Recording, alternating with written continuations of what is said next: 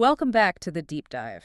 This is where we go beyond the summary, where we really dig into the sources to pull out the insights that matter, the things that, really stick with you. And today we're focusing on a single, incredible life. We're doing a deep dive into the story of Francesco Lentini, better known as Frank Lentini. His life really is a perfect example of celebrity and physical uniqueness in a time that was, well, very different from our own. Exactly. So for you, the learner, here's our mission today. We are going to move past that kind of folkloric image of the three-legged man. Yeah, the simple caricature. Right. And we're going to get to the man himself. We're talking about a master showman, a father, a really successful businessman whose life stretched from 1889 all the way to 1966. It's an incredible span of time. And what's so fascinating here, and this is really the core of it, is how his physical reality dictated his path, but his personality is what truly defined his success. Okay, let's unpack that. Because the story, it doesn't start on a glittering stage. It starts on a quiet street in Sicily. Exactly, and that's the key. This is a powerful case study in turning what society sees as a disadvantage into a defining and really a very successful advantage. So we have to start with the details, because the context here is everything. Francesco A. Lentini was born on May 18th, 1889. And the sources are so precise. They tell us he was born in Rossellini, Sicily, at Tully Street. That's amazing. I mean, to have that level of detail for someone born in the 1880s who would become a curiosity, it's unusual. It really is. It grounds his story, in fact, not in myth, right from the very beginning. And being born in Rossellini in that era, that tells us so much. What do you mean? Well, Frank was the fifth of 12 children. 12? Wow. A huge family, 7 sisters, 5 brothers. And in that part of the world, at that time, family honor, what they call honore, in your family's public image, that was everything. It was the social currency.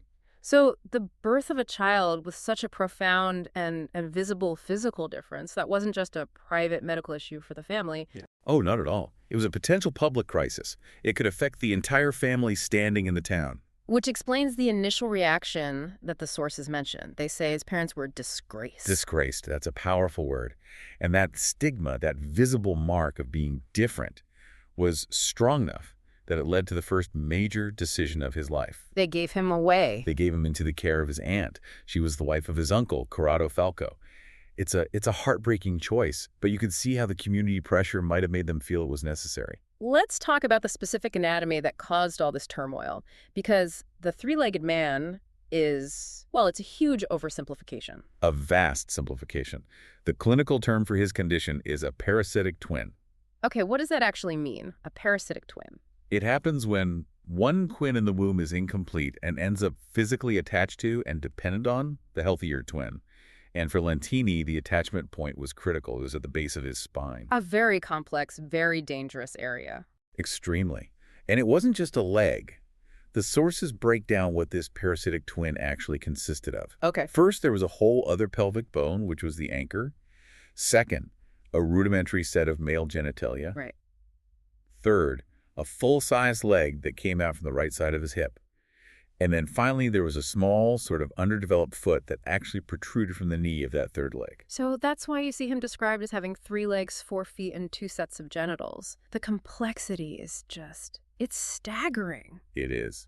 And for a baby born in 1889, that must have seemed like an immediate, life-threatening situation. So what did the parents do? They try to find a medical solution. The conventional path. Mm-hmm. They took him at just 4 months old to see a specialist in Naples. And that couldn't have been an easy or cheap trip to make. Not at all. It shows they were really trying to find a way to normalize his life, to get a surgery that could remove the twin, and with it, the stigma, they wanted him to conform. But it didn't happen. It couldn't happen. I mean, think about it. Surgery in 1889 at the base of the spine involving a whole second pelvic structure. The risk of paralysis or death would have been extraordinarily high. The specialist almost certainly told them it was impossible. So that door closes. The medical conventional path is gone. It's gone. And now they have a choice. Do they hide him away from the world, or do they find a world where his difference isn't a liability? The world of exhibition. Exactly. But even before that, as a child, he was already showing this incredible resilience. The sources say that by age 5, he was playing with other kids. Which suggests two things, right? One, he was mobile enough to keep up. And 2, he must have had a personality that just drew people in, that made them see past the physical difference. But the functionality of that third leg is key here, especially for his later career. It is. The sources are very clear. He could straighten the leg, he could control it, but he could not use it to walk. So the nerves and muscles needed for actual walking, for locomotion, they just weren't there. They weren't fully developed in that parasitic limb. So he has this incredible visible prop, but one he can't actually use to get around. Which is fascinating because it means he had to learn to walk and balance with his two main legs, which, as we'll get into, weren't even the same length. Not to mention carrying the dead weight of a third full-sized limb attached to his hip. The core strength and sense of balance he must have developed as a child. It's unimaginable. That physical mastery is really the foundation for everything that comes next. The failure of medicine in Sicily essentially pushed him toward the one place where his uniqueness was a currency. Show business. Right. And the stage wasn't in Italy, it was in the New World. He did a bit of a European tour first. He was being exhibited in London and other cities around 1897. He was only 8 years old. Already a professional at 8 years old. But the real opportunity was in America. And the catalyst, the person who made it happen, was a man named Magnano. Who was he? He ran a traveling puppet show, of all things. He saw Lentini, recognized the potential, and brought him over to Middletown, New York. And once he was there, the rest of the family followed. They saw the opportunity. They absolutely did. They saw a future for him in the massive, booming American entertainment industry that just didn't exist back home. And he didn't just sort of sneak into the business. He arrived. He arrived as the Great Lentini. That branding, that confidence was there from the very beginning. And he immediately aligned himself with the biggest name in the business. The Ringling Brothers circus. That's right. Joining them was like getting drafted to the top team in the league. It's hard for us to grasp the scale of those circuses today. This wasn't just a few tents. Oh no, it was a mobile city. 100 or more custom-built train cars, hundreds of performers, an army of workers moving from town to town every single day. To work in that system, you had to be a true professional. Reliable, disciplined, and a huge draw for the public. And Lentini was all of those things. His career lasted for over 40 years. 40 years. That's just unheard of, especially in a business built on novelty. It shows he was more than a novelty. He was an institution. He worked with everyone. The sources list them. Ringling Brothers, Barnum and Bailey, even Buffalo Bill's Wild West show. He worked with Buffalo Bill. That's incredible. He was a peer to all these legendary figures. He wasn't just an employee. He became a star in his own right. Which brings us to his nickname, the King. Where did that come from? It came from his colleagues, his fellow performers.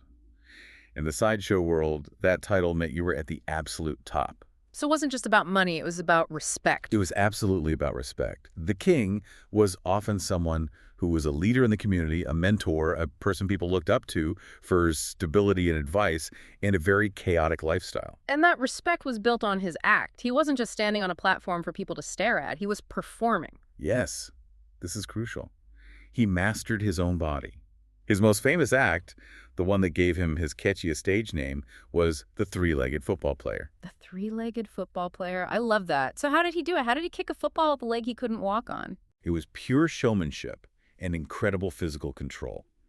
He would balance on his two primary legs, and then, using his hip and core muscles, he would swing that third leg with a sudden, powerful motion and kick a football across the stage. Wow. So he turned what everyone saw as a passive deformity into an active, athletic feat. Exactly. And think about what that does for the audience. You're no longer just, gawking at a medical anomaly. You're watching a skilled performer do something amazing, something you couldn't do. It changes the entire dynamic. It shifts from pity or morbid curiosity to admiration. Admiration for his control, for his dexterity. He was the master of his own unique situation. It elevated him. It made him an artist, not just an exhibit. And all this success, this life he was building in America, was eventually formalized. Yes. A really important detail from the sources is that he became a U.S. citizen at the age of 30, around 1919. What does that signify to you? It signifies a permanent commitment. He wasn't just a visitor here to make money. This was his home. He was an Italian-American, and he was cementing his place in the fabric of the country where he'd found so much success. To really understand that success, though, we need to go back to the physical reality he managed every single day. The measurements are just fascinating. They are, because they show just how much of a constant balancing act his life was. Let's start with his two normal legs. They weren't a pair, were they? Not at all. One was 99 centimeters long, the other was 97. That 2 centimeter difference is enough to cause back problems and a noticeable limp in anyone. Absolutely. So just his primary walking legs were already asymmetrical. Now, add in the third leg, Which was even shorter. much shorter. It was only 91 centimeters, and it ended in a club foot. So it was totally unsuited for bearing weight. His body was, by design, completely unbalanced. And he not only walked and traveled for 40 years, but he made it look graceful enough to be a performer. The resilience is astounding. And instead of being bitter about it, he turned it into the source of his greatest strength, his wit. His sense of humor. Which brings us to that incredible quote. It's one of the best lines from any public figure ever. He would tell people, he complained that even with 3 legs, he still did not have a pair. It's just brilliant. It's so disarming. It's genius-level communication. In one sentence, he acknowledges his difference, completely deflates any potential pity or awkwardness, and makes a relatable, funny complaint about, matching socks. He connects his extraordinary situation to an ordinary problem. He makes himself human and approachable in an instant. It was the key to his persona. It's what made him the king, and not just another curiosity. And that control he had over his public story was mirrored by this incredible stability in his private life. This is the part of the story that really subverts the stereotype of the lonely, tragic sideshow performer. Completely. In 1907, just as his career is really taking off, he marries a woman named Teresa Murray. And they build a real family life, right? A very real and very substantial family life. They had 4 children together. The sources even give us their names: Josephine, Ned, Frank Jr., and James. Think about that. He's on the road, constantly touring with the circus, living out of train cars, and yet he's maintaining a home, a marriage, and raising 4 kids. It shows incredible financial discipline and just organizational skill. He was living this profoundly conventional domestic life in parallel with his completely unconventional career. But the sources say that relationship with Teresa didn't last forever. No, they separated around 1935, after nearly 30 years together. But what's telling is what happened next. He wasn't alone for long. He almost immediately began a new life with a woman named Helen Eleanor Shoup, and they were together right up until his death in 1966. So he went from one long-term, stable relationship to another. It speaks volumes about him as a person. It really does. It shows he was a man capable of building and sustaining deep, lasting companionship. His physical form was unique, but his personal life was, in many ways, remarkably normal and stable. And he had a long life to live it. A very long life. He died in Jackson, Tennessee on September 21st, 1966. He was 77 years old. 77. I mean, given the physical stress on his body and the rigors of life on the road in that era, that's just a testament to his strength. It's a testament to his constitution, his resilience, his mastery of not just the stage, but of survival itself. He saw the world change from the age of the horse and buggy to the space age. So when we look back, what's the legacy? What's the cultural footprint he left behind? Well, the career itself is the foundation of the legacy. By working for so long, so consistently, he became part of the American cultural memory. Generations of people saw his act. He became the definition of a successful sideshow performer. The benchmark. Exactly. And because he's so embedded in the historical memory, he gets rediscovered by new generations. Which brings us to the movies. Right. The Greatest Showman. Yeah. The huge 2017 hit film. Frank Lentini is a character in that movie, played by Jonathan Rhys David. Now, that film takes a lot of liberties with history, obviously. Of course. It's a fantasy. But what's important is that he was included. It shows he's not some obscure footnote. He's considered a fundamental part of the P.T. Barnum story, even if their timelines didn't really overlap that way. He represents the dignified, successful performer. The king, not the victim. Precisely. His story fits that uplifting narrative the film wanted to tell. But for me, the most surprising part of his legacy is where else he pops up. And this is the part I find absolutely wild. We're talking about 1990s grunge music. It's an incredible leap, isn't it? The man who kicked footballs for a living in the 1910s found a whole new audience with Alice in Chains. One of the biggest bands out of that whole Seattle scene. How? His photograph is on the back cover of their 1995 self-titled album, the one with the 3-legged dog on the front. Wow. So why him? What's the connection between a circus performer from the turn of the century and a grunge band dealing with themes of, alienation and addiction? Because the figure of the freak or the sideshow performer has always been a powerful symbol for counterculture. It's an icon for anyone who feels like an outsider. Someone who is visibly, fundamentally different from the mainstream. Exactly. And Lentini wasn't just different. He was successful because of his difference. He owned it. He controlled his narrative. He turned his anomaly into his strength, into his armor. So for a band like Alice in Chains, he represented a kind of a defiant agency. He wasn't hiding. He was thriving. It's a really powerful and subversive message. He's a symbol of mastering your own alienation. And the reason we can have these conversations, the reason his legacy is so solid, is because it's so well documented. Right. It's not just folklore. There are artifacts. Tangible artifacts. Yeah. We have his own promotional pamphlets, his pitch books like The Life History of Francesco A. Lentini, Three-Legged Wonder. He was writing his own press releases, basically. Controlling his story from the very beginning. And today you can find his grave marker online, you can find his family tree, you can see the historical photos.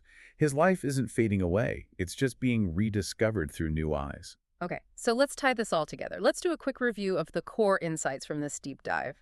We started in Sicily, a birth that brought family shame, a parasitic twin, and a medical reality that was just too complex for the 19th century to fix. Right. And from there, he pivots. He comes to America and becomes not just an exhibit, but a performer, the three-legged football player. Which catapults him to the top of the industry.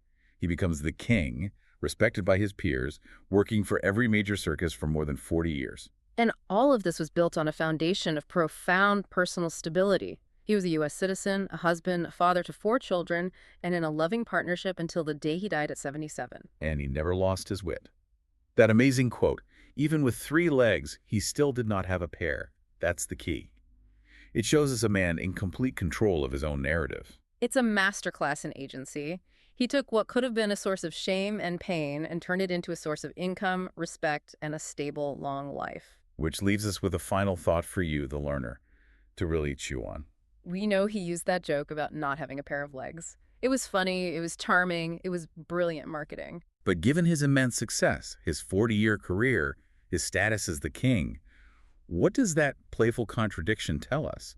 The contradiction between his profound physical difference and his profound professional and personal normalcy. If the king of the sideshows was also a successful family man who joked about his own body, what does that say about where his real strength came from? Was the secret to his success really the 3 legs he was born with? Or was it the incredible character he built to manage them, to monetize them, and ultimately to laugh at them? Something to think about. Thank you for joining us for this deep dive.